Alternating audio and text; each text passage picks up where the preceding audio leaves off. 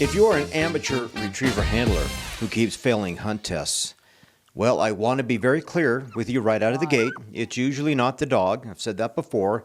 It's usually what the amateur handler doesn't see yet. I've been training retrievers for over 30 years as an amateur.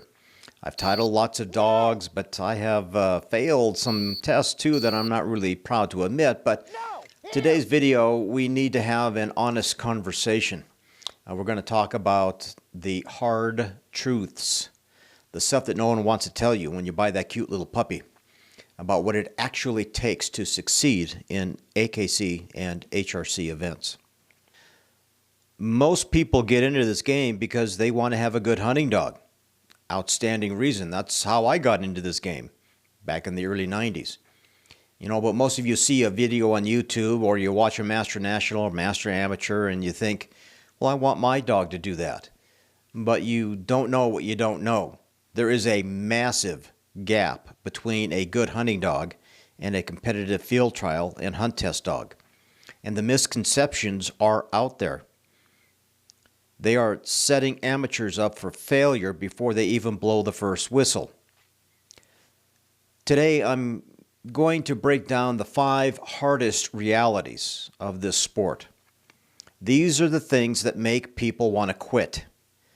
But if you listen and you actually apply what I'm about to tell you, it's going to save you years of frustration. If you're new here, my name is Mike Hurd. I'm an amateur trainer, and I try and help amateur retriever trainers like myself, and hopefully you are one of them. If this sounds like you, please hit that subscribe button. Let's start with the first hard truth. And I can't emphasize this enough. You cannot rely solely on genetics. I see this all the time. Amateurs buy a puppy with a loaded pedigree, field trial champions top to bottom. They think this dog is a natural. He's going to figure it out. But here's the reality. Pedigree only buys you potential. It does not buy you a finished dog. A natural retriever might run out and pick up a bird, but that's instinct. But a hunt test isn't about picking up a bird. It's about control. It's about line manners. It's about taking a cast when the dog swears there's a bird on the other side of the pond. Your dog's desire to retrieve is actually your enemy if you don't have the control to harness it. I've seen some of the most talented dogs in the country wash out because the handler thought birdiness was enough. Well, it's far from it. You have to teach the boring stuff, the hold, the fetch, the pile work, wagon wheel drills. And if you skip anything in the yard because your dog is quote-unquote smart, you will fail at the senior and master levels, period. It's critical you understand this. Genetics gives you the engine, but training builds in the steering wheel. Now, a field trial loaded pedigree is something I look for, but it doesn't necessarily translate to the fact that I don't have to do a lot of work to get my dog up to those field trial standards. My goal is to get an amateur field champion. My goal is to get a master hunter. My goal is to compete at the Master National. My goal is to compete at the Master Amateur. I just got involved in trying to run a little bit of a Super Retriever Series. I'm finding that to be fun. I want a hybrid dog that can do all of it. And I've got a couple of dogs with really fantastic pedigrees, which gives me confidence that I can get that dog up to a higher level. I just don't assume that it's going to get there. I have to train the dog, and I have to train myself to train the dog. So again, pedigrees are fantastic, something you need to look for, as well as genetics, as far as DNA testing and that kind of thing. For EIC, CNM, there's all kinds of eye diseases out there. I mean, you want a good, clean dog that is healthy and that you are hopeful that you can get to a higher level. But just because it has a clean DNA background and parents, grandparents, great-grandparents are field champions, national field champions, master hunters, etc., doesn't guarantee you that you're going to be standing on that podium up there with those great dogs. You can if you put in the hard work. Moving to the next topic, and this one kind of catches a lot of you guys off guard. There is no such thing as a, quote, finished, unquote, dog. I hear people say, I sent my dog to a pro for 6 months. He's finished. He's ready to go. Now we just hunt. Or they get that HRCH or Master Hunter title and think, the work is done. We don't have to train anymore. That is not how it works. Retriever training is not like building a shed. You don't build it once and it stays there forever. It's more like going to the gym. You stop lifting weights, your muscles deteriorate.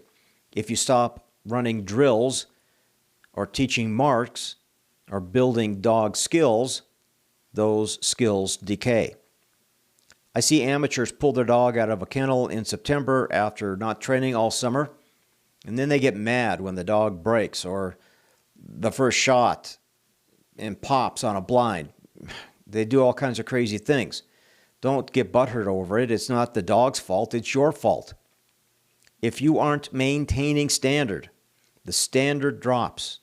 A finished dog requires maintenance, tune-ups, consistent reinforcement of the rules.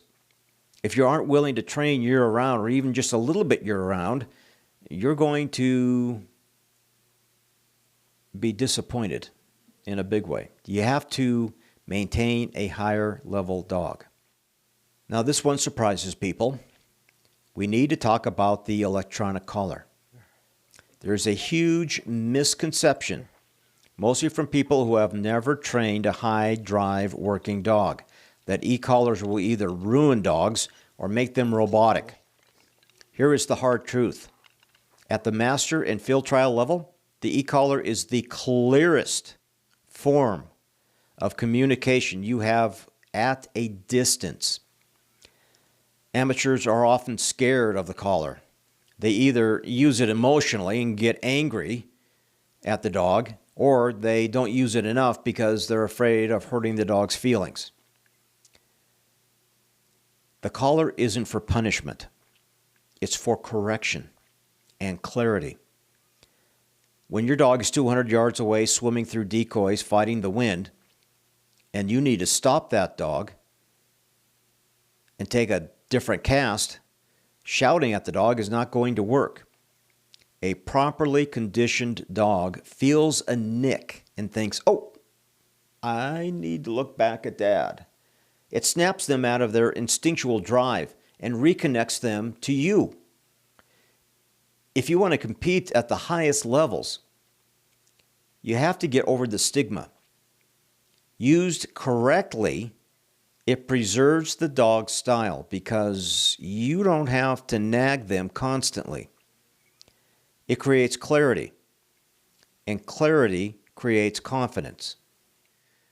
And that leads us to our next topic, the difference between a hunt test ribbon and a duck hunting strap full of ducks. A lot of you think my dog can run a master setup. He's going to be perfect in the duck blind. Well, shit happens, people. Real hunting is chaos. In a hunt test, the birds fall in specific spots. The guns are semi-visible. It's quiet until the birds fly. But in real hunting, you have three buddies calling at the same time, cripples diving underwater, birds falling behind you, behind the blind, and the dog didn't see them. I've seen master hunt dogs fall apart on their first real hunt because they didn't know how to handle the lack of structure. Conversely, just because your dog can retrieve 500 ducks in a season doesn't mean that dog's going to pass a junior hunt test. Hunting dogs get away with murder, breaking, switching, hard mouth. Judges don't tolerate that. You have to train for both. You have to train to simulate the test environment for ribbons, and you have to expose the dog to the chaos of a hunt in the field. Don't assume one translates perfectly to the other. This is the hardest truth of all. And I want you to really listen here. You cannot out-train bad genetics, and you cannot shortcut time. Some dogs simply don't have the mental package to be a master hunter or field trial champion. It's not their fault. It's not your fault. It's just the reality of it. You can love that dog to death, and they make great family dogs. You can even hunt that dog a little bit. But if they don't have the memory or the pressure handling ability, they're going to hit a ceiling relatively quickly. And for the dogs that do have the talent, it can take years. People see a 2-year-old master hunter and think, oh, well, that's the norm. No, that is an exceptional animal, probably with the professional trainer working it 5 days a week. For us amateurs, it can be a grind. It's waking up early before work. It's training in the rain. It's failing tests you thought you were ready for. It takes 3, 4, and sometimes 5 years to really finish a dog yourself. If you're looking for instant gratification, go buy a video game, because this sport is a marathon. It's not a sprint. Look, I'm not saying this to discourage you. It's normal, people. The struggle is normal. I tell you this because I want you to succeed. If you accept these realities, that it takes time, that maintenance is forever with that dog, and that you need to master the tools, you will be miles ahead of the guy who thinks that a pedigree is going to do all the hard work for him. Don't get discouraged. Just get to work. Teach the dog, and teach yourself how to teach the dog. Leave a comment below if you found this video helpful, or tell me which one of these hard truths you were struggling with right now. I train like an amateur, but I try and think like a professional.